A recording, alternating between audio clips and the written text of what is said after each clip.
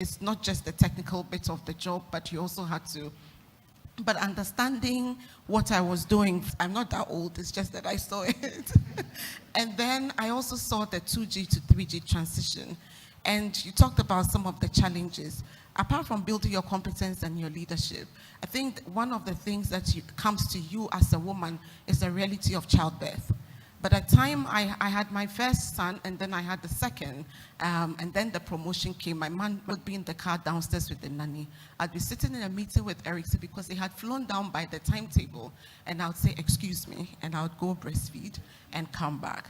I've had to travel where I've taken my breast pump along, not because so sometimes she sits in for me at their graduation programs, and so that they know that mommy was there.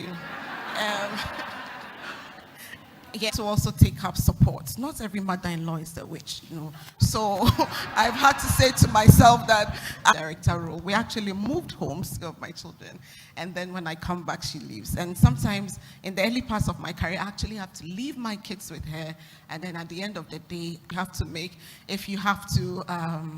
if you have to find the right balance and be able to survive. We always say there's a balance, but the truth is, at the early parts of your career, usually she's pregnant, she has a menstrual cycle, all those things. You know it as a woman. And so why do you present pregnancy as a sickness?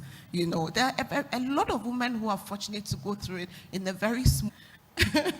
You didn't even see it. But I think it's been a lot of sacrifice, but for me, I try to make sure I don't allow people to use my femininity as an excuse for some of the... Thank you so much. And that needed, when you say that in the early years of our careers, it's our families who suffer. You have to be at work. Can you imagine rushing down from a meeting to go and breastfeed and then going back up? In my early days in feeder cases and meet our clients, and the children would come from school and would be playing under the table while we're meeting our clients. So we call them feeder babies because they grew up there. Mommy is busy, so you can't go home and sit home alone. So thank you so much, Patricia. That was really, really, really practical illustration of some of the challenges that as an excuse, because without us, the whole world would die out.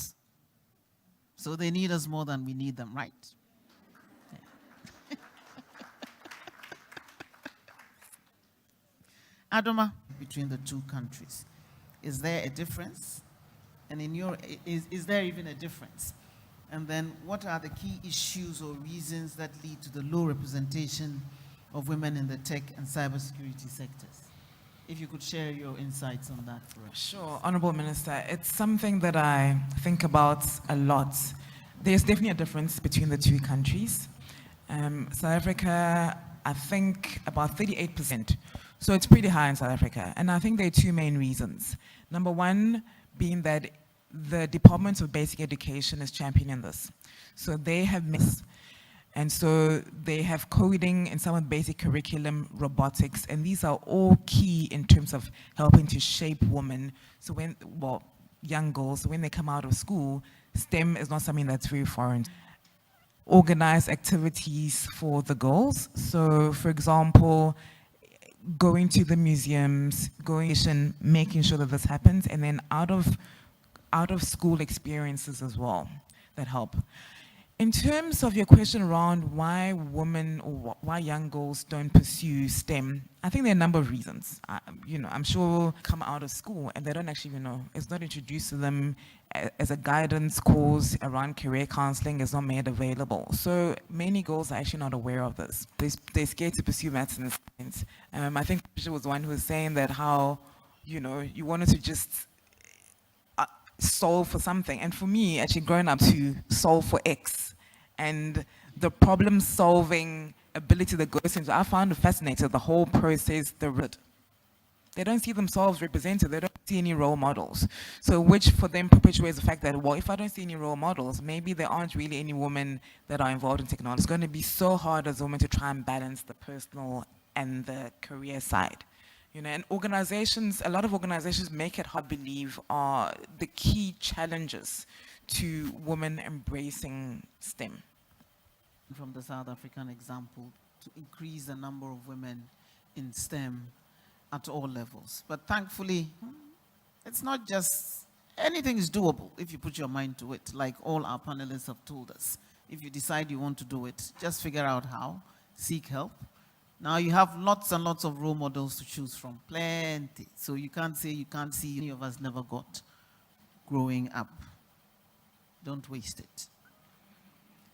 Ajwa, and that's a question that I'll have all of you also try your hands at. And what advice would you give to our young ladies here that want to pursue a career?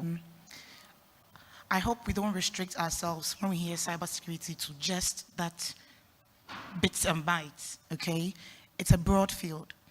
You have analysts, you have research, you can go into the field of programming, like I said, but from these journals, IT journals, that you can read. The field, like I said, is very broad, so let's not restrict ourselves, and our families suffer. There's a lot of sacrifices that you need to, if you don't dedicate yourself to the path that you've chosen, you can't do it. But I always tell the lady, you won't finish. I do explore a lot of things. It's a programming platform. Sign up, practice. It will show you this information from, again, like Honorable Minister said, there are a lot of us here. I can give credence to Dr. Nchubuesi. He's opened doors for me. I get to do things for him. I mean, achieve what we want to achieve. Thank you so much. And so when I was given the responsibility of managing Ghana's cybersecurity, who did I call? Young ladies, you may take advantage of that opportunity and get to know the amazing women in this room and interact with them. They may not be able to physically interact with you, but they may point you to places where you're in Ghana. There are a lot of young girls who aspire to be like you, like Ajwa did. At some, so there's a little bit about it, but we want to hear more about some of the challenges that you have. Hello. Well, for me, I guess the more challenging it is, the better it is, it is, and the quicker I do it. So I'm not like because that is what spurs me on. It's a personal thing, and so what I would advise the young ones to, and the big, and that's why I said if, because programming is set. So I mean, just because you want to go into IT, it doesn't mean you have to code. If you know the sacrifice that you have to do, it comprises of sleepless nights, staying very late in the office. If your code is not working, there's no way you are going home to sleep, which is what everybody should aspire to do. That is, if that is. And even within the programming, there are various aspects of programming you can specialize in. You can either do mobile, approach it like a job, approach it like a passion, because you're excited about what you're going to do, and it's no longer a job. As I said, if you realize that writing code is not for you, it's okay. As you saw, Ajwa realized it, and not everybody in the IT industry has to think.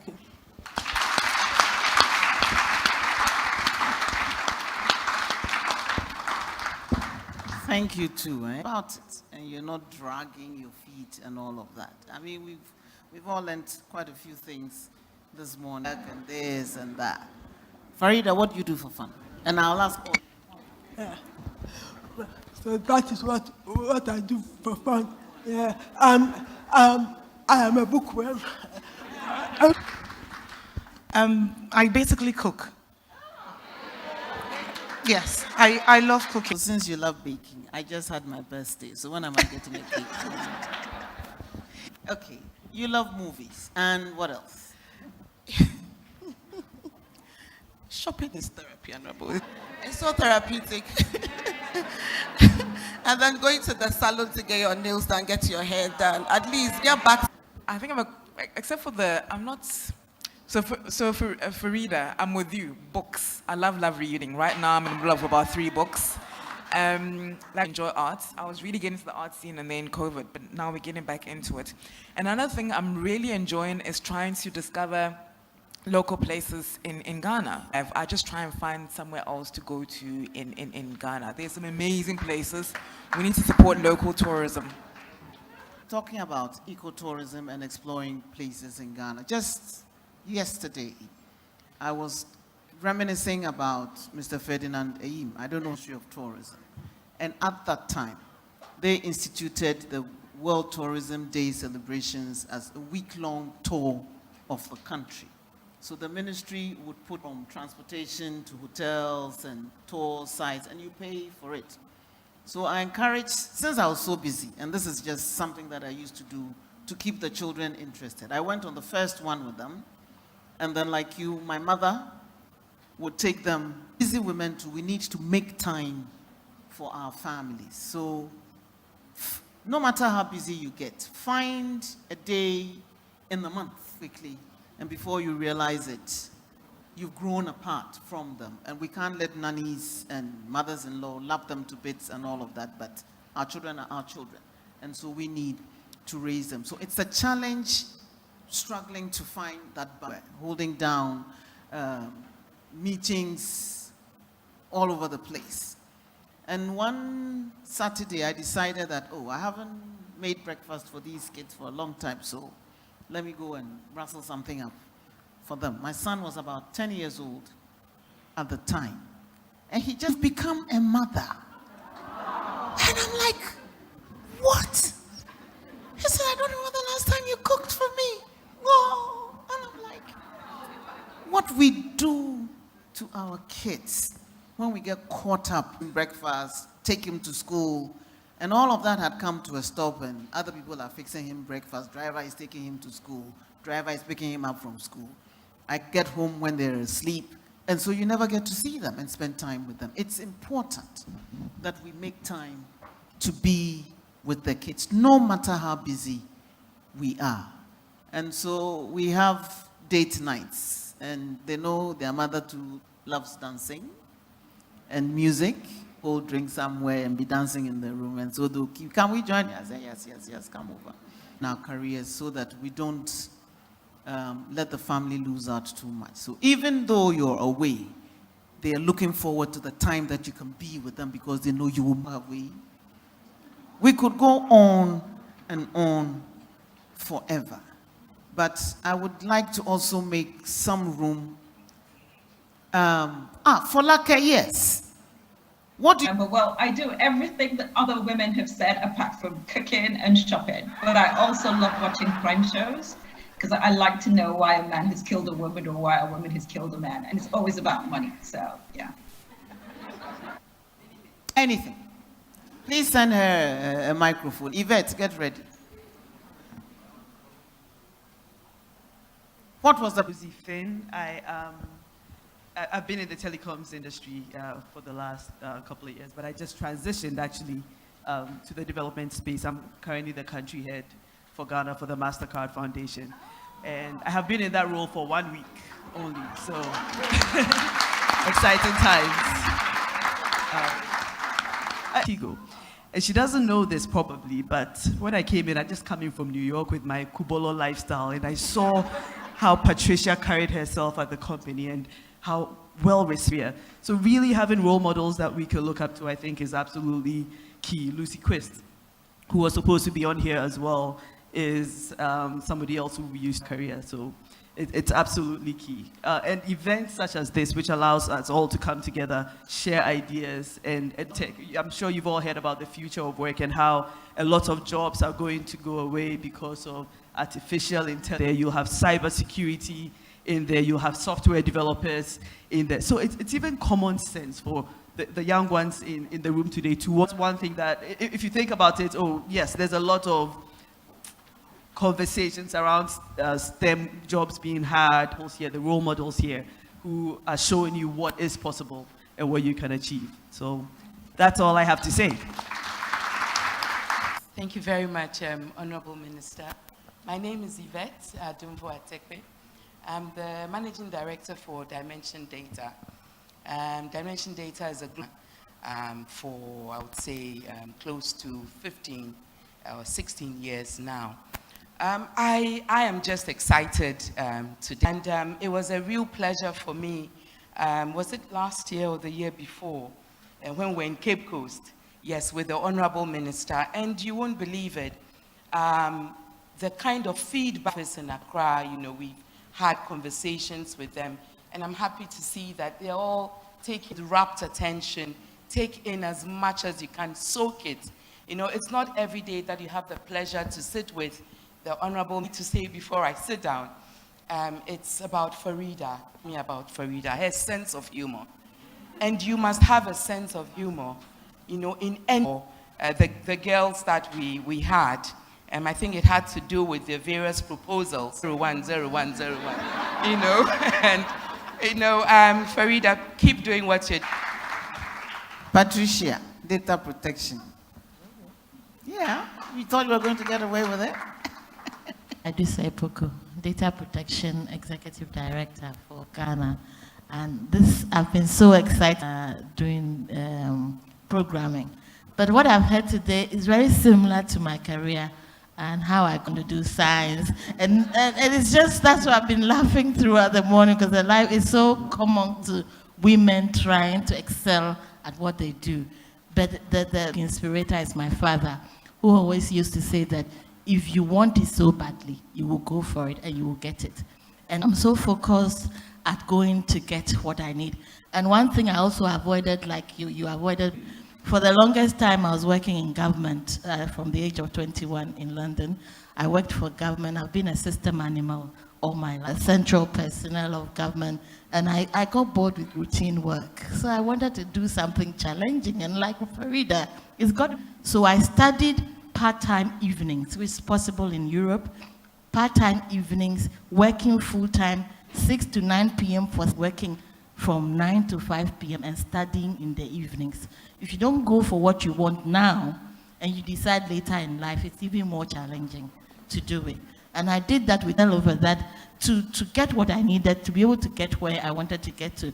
And in 2012, when Ghana passed the Data Protection Act, I called a few friends in data protection in Europe, and I started dancing and making a lot of noise. And there was excitement. I said, Ghana passed the data protection law, and guess what? My next new job has been created.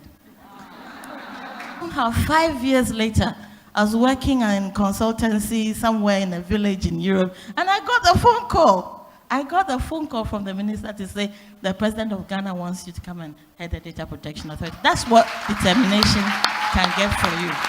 So I saw it, I worked towards it, and whenever the opportunity opened, I presented myself that whenever Ghana is doing something to do with data protection, I'll come over and present and do work to contribute. So I came here and I contributed to the data protection conference and gave a speech, and I was very active, as I usually am, very vocal and all of that, and want to go for something. Never imagine that it's beyond you.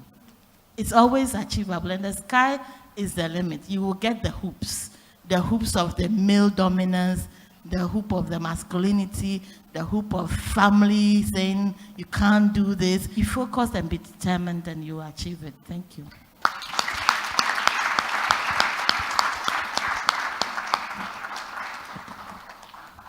Thank you very much for the inspiring amps that we need to listen to. And that's Mrs. Lucy Quist, who will be joining us with a video message. And then I'm done. Yes. Are we ready for Honorable Minister, fellow panelists, ladies and gentlemen, invited guests, thank you for having me today. Let me start by sincerely apologizing for not being able to join you in person, and thank you for taking the time to hear the thoughts I'm able to send through. I have a couple of questions I'm going to respond to very quickly. So first one is my first question was, why did I write my book? Is very possible. I believe that transformation starts with the transformation of our people, and that technology can accelerate the transformation we need to create economic benefit for all. It's ultimately about transforming the people, starting with our mindsets, our language, our behaviors, and how we actually do things. So that's the core message that I seek to share through stories and experiences in the book, The Bold New Normal. The second question you asked me was how technology can aid young women in their digitalizing. We know that the playing field is level. We know that connectivity and access means that jobs can be held anywhere. But more importantly, technology is the new production house of mining and data and information creation, which means that the gold mines that we used to have, well, we still have them, but that's more on the internet now. Being part of technology gives you the opportunity to have a vibrant career, not only in your enviable position of having the highest number of women entrepreneurs as a percentage than any other country in the world. The flip side is that many of our female-led businesses are relatively small scale. Being able to become familiar and more technologically savvy means that we go beyond technology such as social media to reach customers to really attracting a larger market. So again, even for an entrepreneur, technology is important, understanding how you use it to run your enterprise. And the third reason I would give, and they all line up to the economics ultimately, is around policy and governance. Many of our women want to go into the fields of policy and governance. They see this as an important field to drive economic change in our countries. And again, even policymakers and people in governance spend huge amounts of their time thinking about threats to their country in the cyber sphere, because that's where the real threats are coming up now, and the spheres to their government, not just the government, but the companies in the country. So I could go on and give you a really long list, but ultimately, I believe that there's an economic imperative for women to become part of the to fully participate in technology. I wish you a great summit and conference today, and I hope that in future I'll be able to do this in person. Thank you. Let me start. Thank you so much to all our amazing panelists. Ms. Folake Olagunju from ECOWAS, Patricia Obonai, CEO of Vodafone, Ms. Adoma Pepra, Country Manager of Visa Ghana, Ms. Farida Bedwe, CEO of Bite the Bits, Lucy Quist, whom we just heard from, Ms. Ajua Asamwa, she leads Tech Lead Isaka Ghana, for sharing your amazing, inspiring, motivating stories with all of us. And I'm sure everyone here has learned something, has identified with some of your stories, can see themselves in you, and some would want to be like you someday. So thank you so much for taking the time of your busy schedules to be with us. And thank you for having us as part of your Dr. Albert and Tripuesaki, as part of this year's Cybersecurity Month celebrations. And I think you ought to institutionalize this. For me, it's been one of the highlights of the program, seeing so many women involved in this field, some I didn't even know of. And for those who shared your stories from the floor as well, thank you. I'm not the one doing the vote of thanks, so I will leave it here.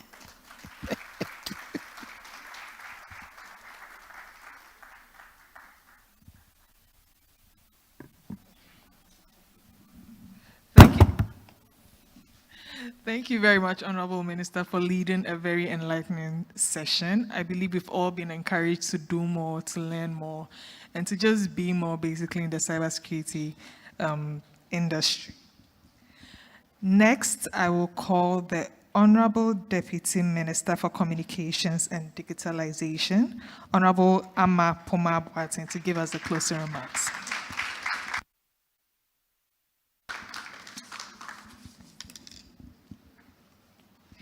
Thank you. Honorable Minister, I keep hearing you say you're a lawyer, but I know you're more than that. Just about a week ago, you said to me that, and these were your words, we were having lunch, but these were your words. The narrative of cybersecurity, because she had asked me to go to the secondary schools to talk to the students about cybersecurity. So I quickly had to go and Google for what non-linear meant. Because you always learn something from her. I've been in parliament with her the past 9 years, and I thought I knew her. But when I got to the ministry some months ago, I seem to be like a student now, and I learn every day. And in fact, we've been to 11 senior high schools in the Ashanti region. We've done all the girls' schools in the Ashanti region.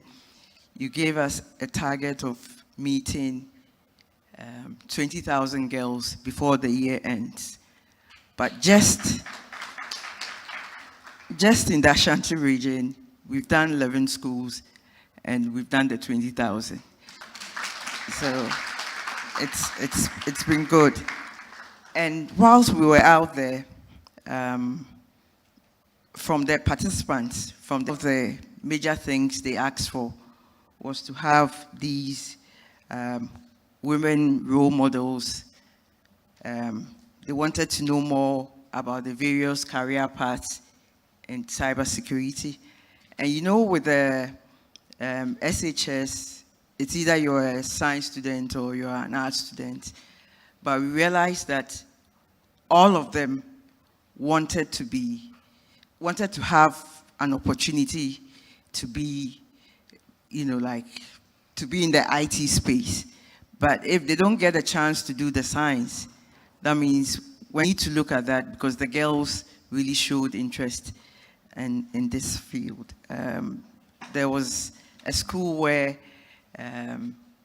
when we spoke about the cybersecurity, in fact, we didn't go with the cybersecurity experts, but I realized that the team at MOCD, because they had worked with you for some time, they speak your language. You can leave them anywhere to these girls. And one of the major issues of one of the schools was that they don't have a bathroom of some sort. So there's a zongo in that area, and the boys come and take pictures of them, and they somehow blackmail them with these pictures. So as you talk about cybersecurity, that was where they looked at what cybersecurity was. You know, their pictures are out there, blocked by these pictures and stuff like that. But from the little that we know from Doc, we were able to tell them about the various fields. You can be a lawyer and still be in this space. There are programmers, there are analysts. There are so many other fields that our people can take advantage of. Before I came here, you had also asked me to be on a program for 50 additional tertiary students. And I was surprised when one of the students mentioned cybersecurity, that was her interest. And I was like, oh, okay, then, you know, my minister really knows what she's talking about, because I can see familiar faces here. Through you, they had the opportunity to learn about security space, so we are most grateful. Now I'll go back to my speech. Minister for Communications and Digitalization, Honorable Mrs. Esla Osu-Ikufo, representatives from Parliament, the Select Committee on Communications, Honorable Lydia, I can see you,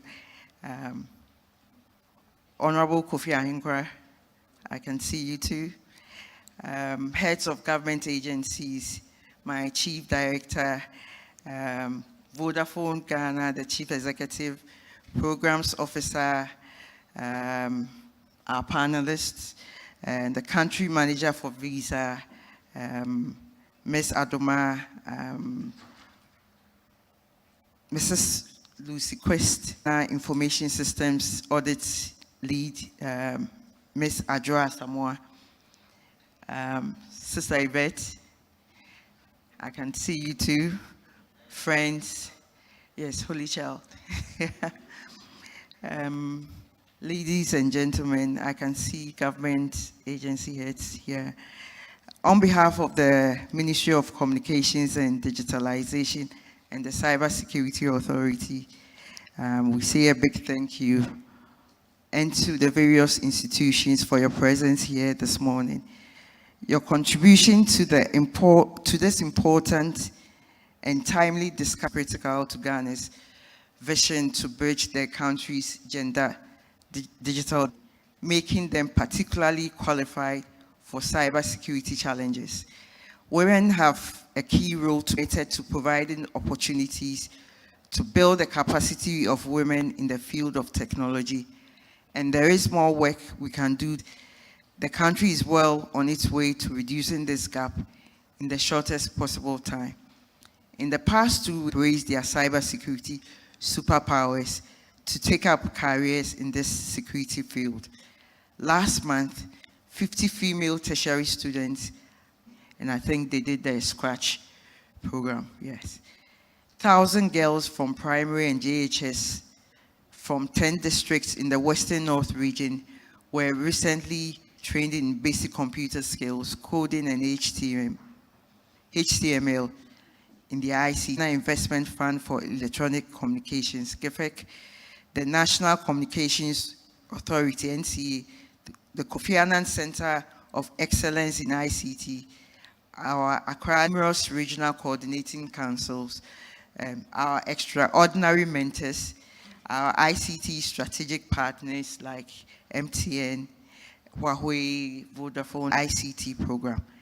Distinguished guests, I'm certain that as we forge a fellowship around a shared commitment to make cybersecurity in the cybersecurity workforce, Ghana will see women actively literate, and this will contribute to the country's overall growth.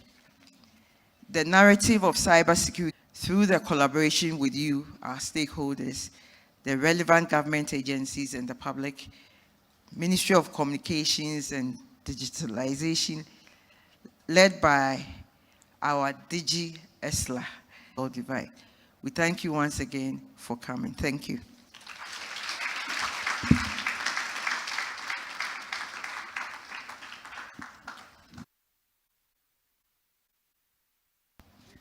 Thank you very much, Honorable Amapuma Boateng. We are not done yet, but I would rearrange the photo session with the panelists on stage. And then after that, we'll invite the dignitaries to join the stage for the picture section.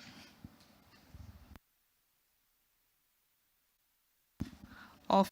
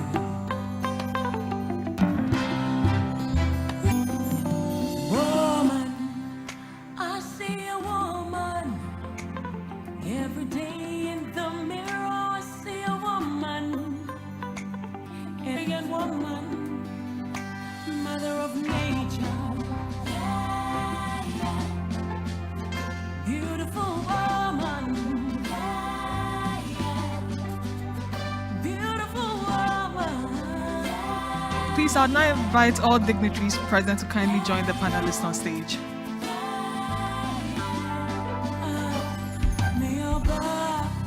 All dignitaries present, please.